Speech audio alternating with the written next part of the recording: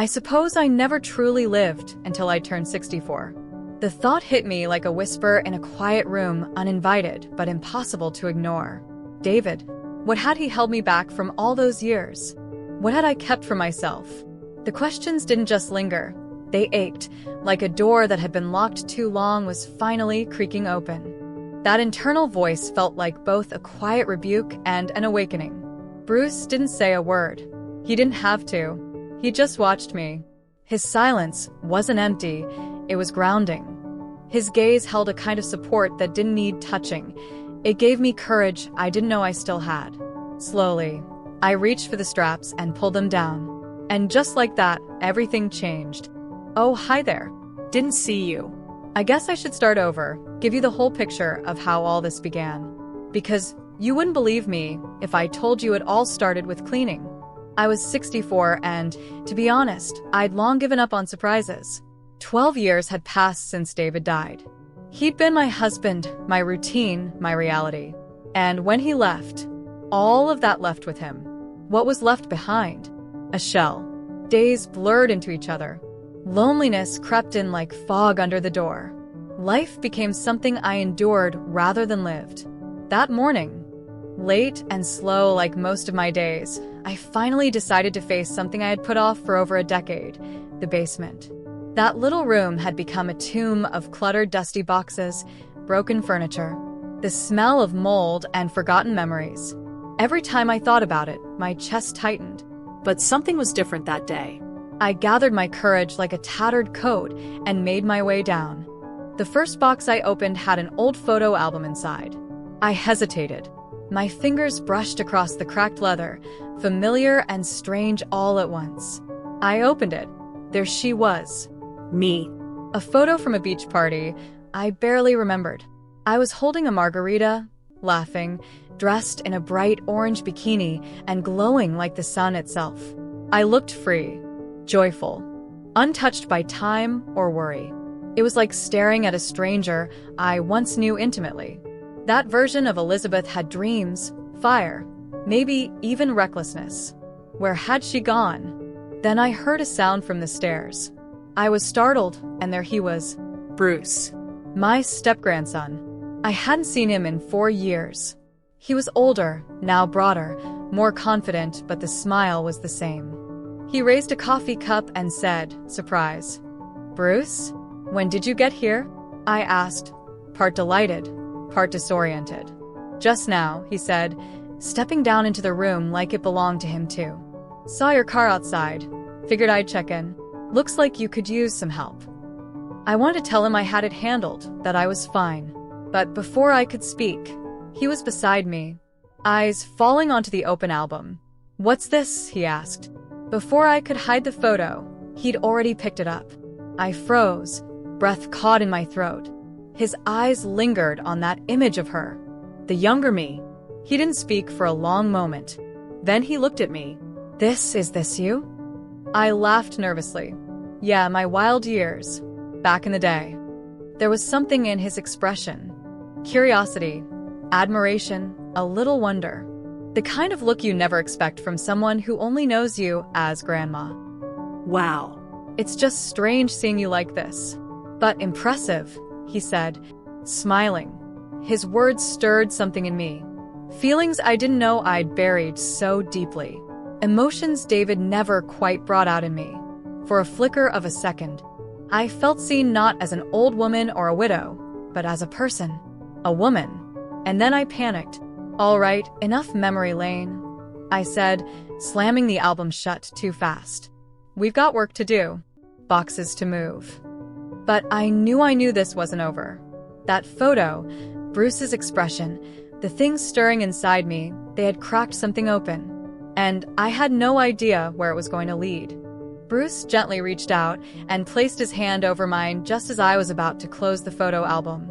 "We really need to look at this," he said, his voice a blend of teasing warmth and sincere curiosity. "It's unbelievable, seeing you like this so young, so full of life. You're like a completely different person." "Come on, let's keep going." I hesitated. Not every picture in that album was meant to be revisited. Beyond the sun-drenched snapshots from the beach were other memories of wilder, more daring fragments of a younger me. Images I hadn't looked at in decades. But then I saw his eyes, the glint of wonder, the admiration. And I couldn't bring myself to say no. "All right," I murmured, offering a small, knowing smile. "But some of these might be a bit much." Bruce laughed softly, brushing it off with a shake of his head. "I'm sure it's all great." He settled next to me, the photo album resting on his lap, his shoulder almost touching mine. I could feel the warmth of his breath each time he leaned in, close enough to make my skin tingle. We turned the pages slowly. First came the beach party photos. Carefree moments, all sun and laughter. Then the tone shifted. The glossy prints of my college years emerged. Smoky nightclubs, loud music, flashbulbs catching mischief in my eyes. One photo in particular made Bruce pause. I was wearing a backless, tight red dress, caught mid-laugh, swaying to some forgotten rhythm with a drink in hand. His gaze lingered a bit too long on that image. "This is really you?" he asked, the corners of his mouth lifting, his eyes flicking between the photo and my face. I nodded, a little bashfully. Yeah. "Just youth, you know? Things were different back then." He was quiet for a moment, like he was absorbing some new truth about me. Then he spoke, voice softer than before. "You're incredible." Those two words settled in the space between us. I hadn't heard them in years, maybe ever not like this. Then he added with a grin, "All this time, I've only seen you as my grandmother. But wow, you were like a total party girl." His words made me laugh and blush. But underneath that, something deeper stirred. I thought of David, how he'd never once looked at me that way. Not even when I was young and beautiful. He had always been distant, cold. His love was measured in obligation, never in wonder. But Bruce's attention wasn't filtered by judgment or nostalgia. It was real. It was a present. As we kept flipping, the pictures grew bolder. There was one of me in short shorts and a bikini top, laughing with friends on a road trip. Another showed me in a plunging black dress, spinning on a nightclub floor, caught in a blur of motion and music. Bruce smiled as he looked at that one. "It's a privilege to see these," he said softly. "Even then, your beauty. It was breathtaking. David was a lucky man." His words warmed something inside me, but also ignited a strange feeling. The more he looked, the more I felt it. A pull, subtle but undeniable. Something between us had shifted. Bruce wasn't just admiring the woman I had been. He was seeing me, the whole of me. And in his gaze, I felt young again, desired again. When we reached the last page, Bruce slowly closed the album. But his eyes didn't leave mine. "Elizabeth," he said, his voice low and serious. "You're truly extraordinary." I stared at him, stunned. My chest tightened not with fear, but with an aching tenderness. It had been so long since anyone had spoken to me like that, looked at me like that. I had almost forgotten what it felt like to be seen, truly seen. Our eyes held each other. The silence thickened, the air between us charged with something neither of us could name. In that cold, dusty basement, something warm bloomed, and I realized, with a mix of fear and longing, that I didn't know where this feeling was leading me. But I wasn't ready to close the album, at least not yet. When Bruce gently closed the photo album, a quiet stillness filled the room, thick with something unspoken. He turned to me, his green eyes shimmering with a quiet intensity, the kind that doesn't waver when it finds what it's looking for. "Elizabeth," he said, his voice low, steady, and sincerely warm. "After seeing all those pictures, I have to say this. You haven't aged a day. You still look young, absolutely beautiful." The words hit me like a breath of air I didn't know I needed. I had grown used to polite conversations, to people skimming past me as if age made me invisible. Even in my youth, compliments like that were rare and certainly never came from David. My heart gave an involuntary flutter, a flicker of warmth spreading across my cheeks. "Thank you, Bruce," I replied softly, trying to sound composed, though the truth was I wasn't. "But there's no hiding the fact that I've aged." I paused. Something in me stirred, a feeling that had been quiet for too long. I met his gaze, that unwavering sea of green, and found the courage to keep going. Still, I may be older, but I haven't lost touch with my desires. I've never let go of them. A slow smile spread across his face, gentle, but confident. I can feel that, he said, not blinking. You're not just beautiful, Elizabeth. You're captivating. For a moment, my eyes betrayed me. They wandered, tracing the contours of his tall, athletic frame. His wide shoulders, his sun-kissed blonde hair that curled just slightly at the ends, the confident way he held himself, it all reminded me of a man from a movie, the kind you remember long after the credits roll. But more than anything, it was his gaze, focused, steady, deeply present, that made my breath catch. It's interesting, I said, a faint smile tugging at my lips. Hearing something like that from someone like you. David was nothing like you. He was always calm, reserved. Good, yes, but distant. He never really surprised me, never stirred anything in me. Bruce tilted his head, listening. He didn't interrupt. He didn't try to fix anything. He just waited. But not the kind of man you desired, he said gently, reading between every line I hadn't spoken. I hesitated, then nodded slowly. Yeah. I guess. I always wished he could be more passionate, more alive. The words felt like a confession, but there was no judgment in Bruce's eyes. Only understanding. Maybe it's important you realize that, he said. Maybe now's the time to figure out what fills that void. His words hit a chord so deep I almost flinched, because they weren't just words. They were a hand reaching into a place inside me I'd long forgotten. Something stirred.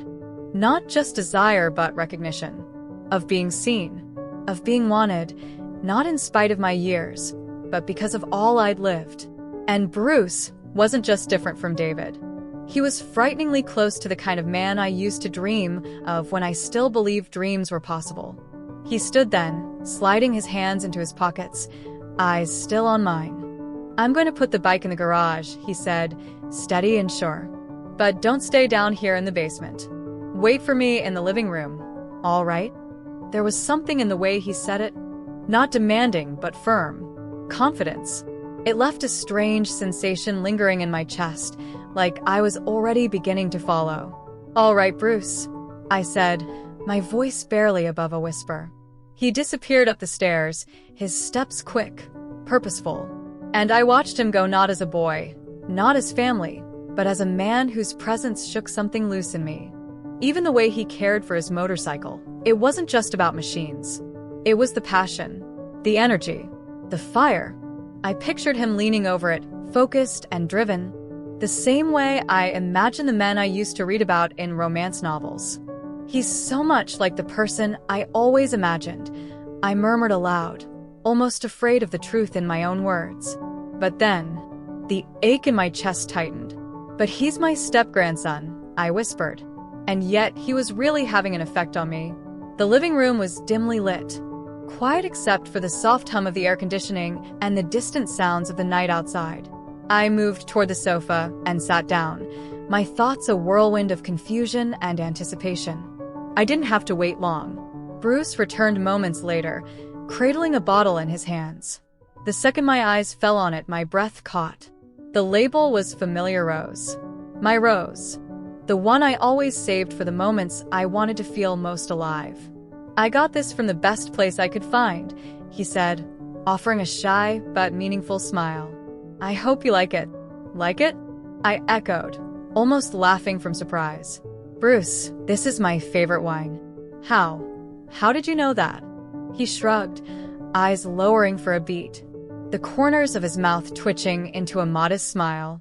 I noticed little things when I was younger. I guess I remembered right. I paused, letting his words sink in. That a young man now grown, but still holding pieces of my past, had remembered something so small, so specific. It moved me in a way I hadn't expected. Bruce, I said softly, my voice almost a whisper.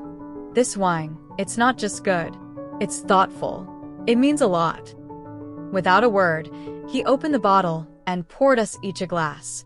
As he handed mine to me, Our fingers brushed for the briefest second, just enough to leave a trail of warmth. "Then let's share some good memories tonight, Elizabeth," he said. We raised our glasses. The crystal clinked gently, and I took a sip. The crisp, delicate notes of the rose played across my tongue like a long-lost melody. But it wasn't the wine that kept my attention, it was Bruce. The way he listened, the way his eyes met mine and didn't look away. There was a steadiness to him, something quietly confident, yet vulnerable. Our conversation drifted from lighthearted memories to deeper confessions. I could feel myself being drawn in slowly, undeniably. It wasn't just his face, though it was striking. It was his spirit, his thoughtfulness, his ability to see me not just the woman I was now, but the person I used to be. Eventually, the wine in our glasses dwindled. The room felt warmer. Or maybe it was just the electricity between us. Bruce looked at me again. This time his gaze didn't just linger, it held me. Then he set his glass down. "Elizabeth," he said, his voice quieter now, heavier with something unspoken. His eyes were locked on mine, with a focus that made my heart race. I couldn't answer, not at first. My breathing had become shallow. My heart was pounding. All I could manage was a whisper. "Yes, Bruce?" He reached across the space between us and gently took my hand. His touch was warm, his fingers slightly trembling, and in that instant, every barrier I'd built over the years felt like it was starting to crack. "I know I shouldn't say this," he began, his words coated in emotion, "but when I look at you, I can't stop myself. You're not just beautiful. You're so much more than I ever imagined." His words struck something deep within me, a place I thought had gone silent long ago. I felt my cheeks flush, the heat rising not from embarrassment, but something far more dangerous. "Bruce, I started, but the words caught in my throat. And then he hesitated, just for a moment. But then he leaned in. My breath stalled. I knew I should stop this. I should have pulled away, said something, anything. But I didn't. I couldn't. There was a gravity between us I couldn't resist. When his lips finally touched mine, it was slow, intentional, like a question waiting for its answer. The world didn't spin. It stopped. Everything narrowed down to the feeling of that kiss, soft but deep, gentle but stirring something wild. His hands moved to my waist, strong yet tender. And as my body leaned into his, something inside me broke free. Years of silence, restraint, and denial washed away in a wave of emotion. And in that moment, I let go. The moment Bruce's lips pulled away from mine, the air around us still pulsed with the electricity of what had just happened. My heart was racing wild, untamed, and even though we were no longer touching, the heat between us hadn't cooled. I looked at him, hoping my eyes could somehow say what my lips couldn't, because at that moment, words felt too fragile for what I was feeling. But something inside me, raw and instinctual, refused to stay silent. Guided by a force stronger than logic or fear, I leaned in and kissed him again. This time, it was me who closed the gap, me who initiated. As our lips met, something that had long been buried deep within me stirred and came alive. Bruce, surprised at first, responded without hesitation. Our kiss deepened, growing more urgent, more real. His hand slid around my waist, strong fingers pulling me closer with a quiet insistence that made my body ache in the most beautiful way. I felt the heat of him, his breath, the rhythm of his heartbeat syncing with mine, and suddenly, the world outside that moment disappeared. We lay side by side on the couch, our bodies almost completely entwined. There was no space left between us, not physically, not emotionally. His presence filled the room, the moment my senses. Resting against his chest, I felt a storm rise inside me. But it wasn't fear. It wasn't guilt. It was longing, the kind that had no apology. It was the fire of release. I sat up slowly, aware of his eyes on me, curious, calm, deeply focused. He said nothing, yet his gaze spoke volumes. It was a quiet encouragement, a steady hand without touching, telling me, "You're safe, you're seen." And then I stood. I hesitated only for a heartbeat. Then I let go. My fingers reached for the thin straps of my dress straps that had begun to feel like invisible chains. With one slow, deliberate movement, I slid them down. The fabric slipped off my shoulders and cascaded down my body, pooling like soft water at my feet. I stood there, bare, not just in skin, but in soul. For the first time, I didn't hide. It wasn't just about desire, it was about release. About freedom. About saying this is who I am, not just to him, but to myself. When I turned back to Bruce, the look in his eyes told me everything I needed to hear. Awe. Respect. Understanding. He didn't need to say a word. He knew this was a moment years in the making. This was me stepping out of the shadows of everything I had suppressed and finally choosing to live fully. He stood slowly, reached out his hand, and touched me, not to possess me, but to connect. That simple gesture held so much strength, yet so much gentleness. And when I stepped into his arms, I wasn't just embracing him, I was embracing myself. The next 15 minutes passed in a kind of suspended reality. I barely moved.